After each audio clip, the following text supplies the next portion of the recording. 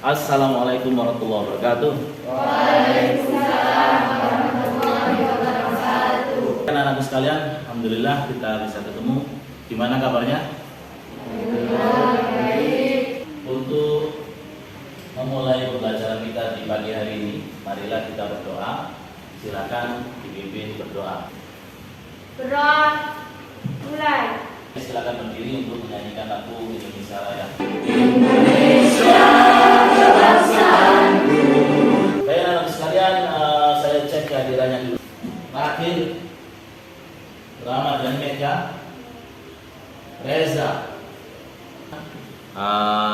Sebelum pembelajaran dimulai, saya cek kebersihannya dulu.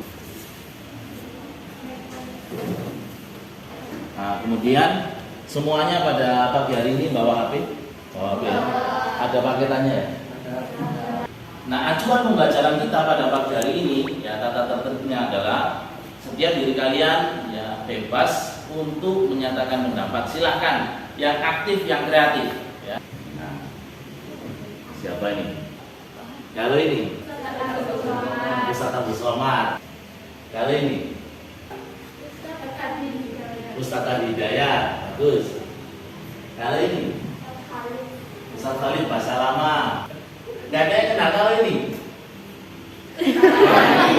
Enak ya, saya tampilkan seperti ini.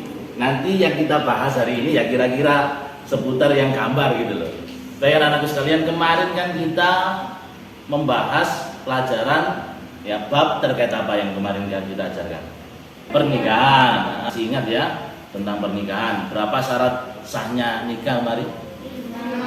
Nah, minggu kemarin kita bahas pernikahan, sekarang membahas strategi dakwah. Kira-kira ada hubungannya enggak antara strategi dakwah dengan yang kita bahas kemarin? Ya, silakan. Salah satu cara menyebarkan agama Islam melalui pernikahan. Bagus. Salah satu strategi dakwah adalah melalui pernikahan. Oleh karena itulah pada pagi hari ini insya Allah kita belajar tentang strategi dakwah. Jadi tujuannya kita belajar pada pagi hari ini ya, diagnosa masalah tentang strategi dakwah dan juga memberikan solusi ya.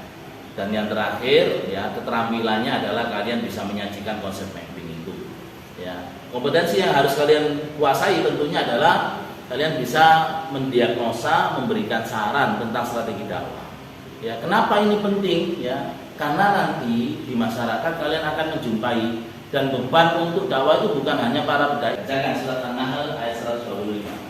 A'udzu billahi minasyaitonir rajim. Bismillahirrahmanirrahim. Ud'u ila sabili rabbika bil hikmati wal mau'izatil hasanati wajadilhum billati hiya ahsan. Artinya, seluruh manusia kepada jalan Tuhanmu dengan hikmah dan pelajaran yang baik, dan bantahan mereka dengan cara yang baik. Ya, jadi di ayat tersebut kita diperintahkan ud'u ila sabili rabbik. Jadi serulah, ajaklah orang-orang untuk ke jalan Tuhanmu. Ya, cara mengajaknya dengan apa? Di situ disebutkan bil hikmah, dengan cara yang bijak. Nah, berarti dengan cara yang bijak ini apa? Butuh strategi gitu loh. Pembelajaran kita pada pagi hari ini nanti saya tunjukkan video ya, terus analisis masalahnya apa di video, dan setelah itu kalian diskusi kelompok intern.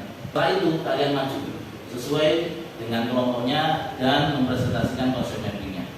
Tanya jawab kalau ada yang perlu didiskusikan tentang solusi yang diberikan. Baik, untuk mengawali mari kita bermain untuk pretest ya. Ada yang kesulitan jaringan?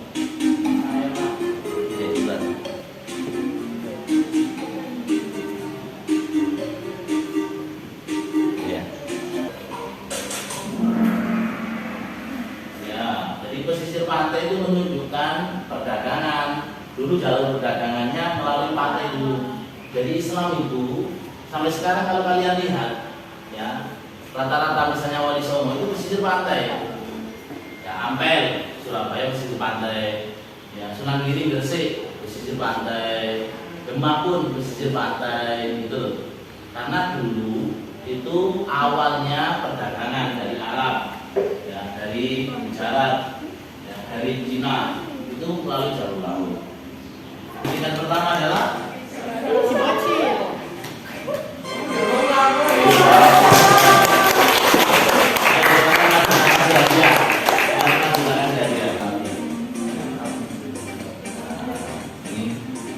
ya, selamat tepuk tangan untuk teman kalian.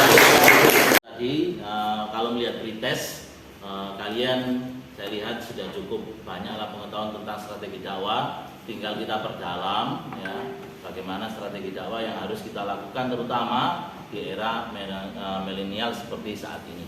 Baik, silakan dibaca bacaan yang Pak Adi share di grup. Ya.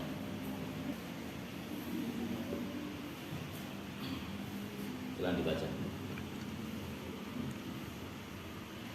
Nah, itu macam-macam strategi dakwah yang ada di situ. Kita lihat ya. Baik, dari bacaan kalian ada berapa strategi dakwah yang dilakukan di situ? 6. 1. Perdagangan. 2. Pernikahan. 3. Pendidikan. 4. Tasawuf. 5. Kesenian. 6. Politik. Sekarang Pak Andi tunjukkan video. Silakan dicatat masalahnya apa. Dugaan persekusi dan dugaan kebencian yang dialami oleh Ustaz Abdul Somad. Saya izinkan saya untuk memutar apa kebijakan kita ini. Di saat aku mengundang aspek dan beberapa tahun terakhir nama Khalid Basalamah cukup populer masuk di media sosial. Di YouTube ada ratusan ribu subscriber di laman dakwah yang dia kelola. Ya. Masalah yang kalian temukan yang pertama Pak, nanti Pak Andi luruskan. Yang pertama apa? Ya. Ujaran kebencian. Masalah yang kedua apa?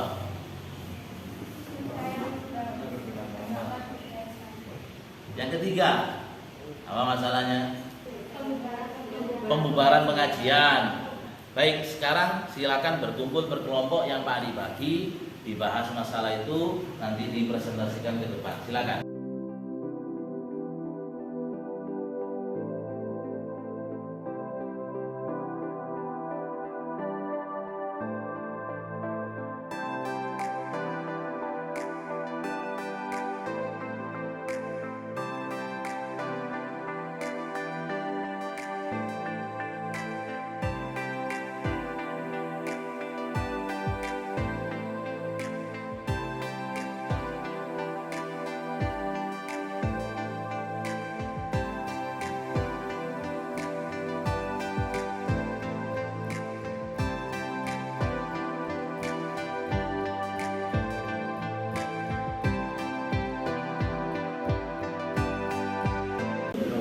Assalamualaikum warahmatullahi wabarakatuh.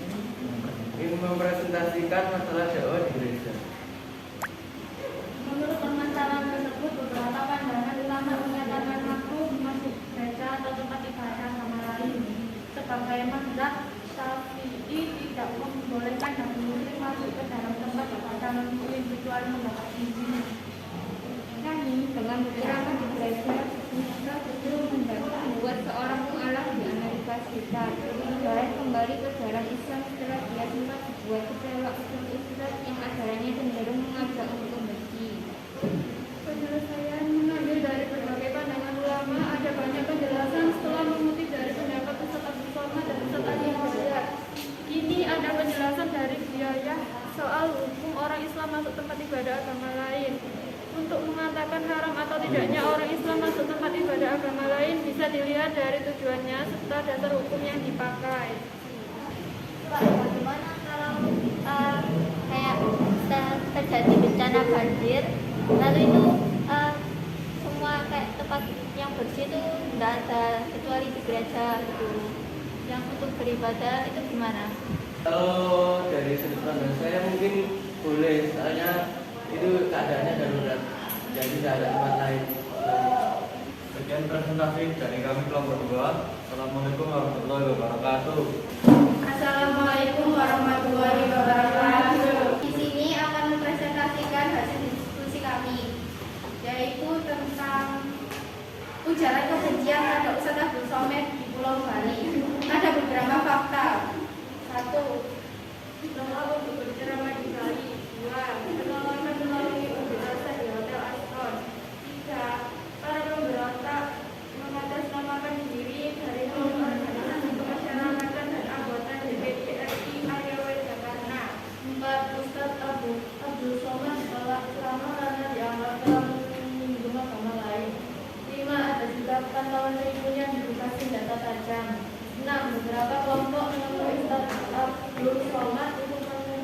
proklamasi, yaitu mencium bendera merah putih dan beristirahat di rumah kebangsaan, namun beliau menolak. Alasan Ustaz Abdul Somad menolak: 1. Ustaz Abdul Somad bukan ulama. 2. Ustaz Abdul Somad tidak terdaftar aman bahwa jika Ustaz Abdul Somad lulus PNS 2008 karena bukan anti Pancasila. Namun, di balik masalah pemberontakan dakwah Abdul Somad tersebut, ada beberapa orang yang setuju dengan dakwah Abdul Somad. Sebaiknya umat Hindu bersikap lebih toleransi terhadap agama lain, terutama agama Islam, karena perbuatan mereka terhadap Ustaz Abdul Somad bisa menyakiti hati umat Islam dan menyebabkan kerusakan kerukunan umat beragama di Indonesia. Sekian presentasi dari kami, saya akhiri. Wassalamualaikum warahmatullahi wabarakatuh. Assalamualaikum warahmatullahi wabarakatuh. Kami dari kelompok 3 akan menyampaikan presentasi mengenai Perubahan pengajian Ustaz Khalid Polrestabes Sidoarjo Komjen Pol Muhammad Anwar Nasir sebelumnya sudah mengingatkan panitia agar hal bahasa lama tidak dihadirkan karena ada penolakan. Namun Anwar juga tidak melarang karena negara sudah menjamin semua warga untuk melaksanakan kegiatan agama. Ketika ada reaksi penolakan dan atas dasar keamanan agar caranya ditunda dulu. Kalau menurut saya kan setiap ustadz ulama itu kan mempunyai ciri khas sendiri-sendiri. Mereka bisa berdakwah, terkadang itu memiliki pandangan entah itu dari dalil ataupun guru-guru besar lainnya. Seumpama Ustadz guru ulama tadi berdakwah seperti itu, mungkin itu ciri khasnya dan ilmu dari guru-guru besarnya tersebut. Itu kalau menurut pandangan saya. Ya, dari kelompok kami. Assalamualaikum warahmatullahi wabarakatuh. Kira-kira kesimpulan yang bisa kalian ambil untuk pembelajaran hari ini apa? Silakan. Kesimpulan dari saya, pembelajaran hari ini itu mengenai strategi dakwah. Dari strategi dakwah tersebut terdapat ada dakwah mulai dari pendidikan, perkawinan, perdagangan sampai ke politik. Kemudian kita diajarkan untuk bermusyawarah dan bertoleransi. Ya, terima kasih. Bagus ya. Menurut saya pembelajaran kali ini memang tentang strategi dakwah, tapi dari perumusan masalah tadi harus lebih ditegakkan tentang toleransinya, dan ketika ada suatu perbedaan, alangkah lebih baik itu dimusyawarahkan terlebih dahulu daripada saling menghujat satu sama lain. Ya. Baik, yang terakhir saya share untuk post test. Silakan dikerjakan di HP.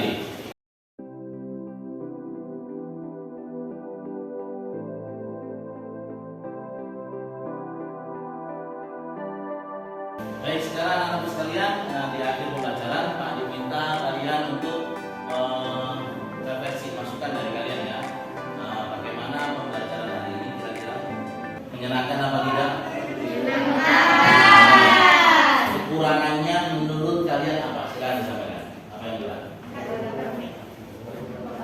kurang? Kurang? Menang. Oh, karena kalah di kurang puas ya. Waktunya terlalu singkat. Waktunya terlalu singkat. Dan terakhir tugas untuk kalian ya, silakan dikumpulkan dokumen ya, foto di Google Classroom-nya terkait kegiatan kalian pada siar-siar Islam. Ya, menjaga kesehatannya terutama mulai datang musim hujan ya.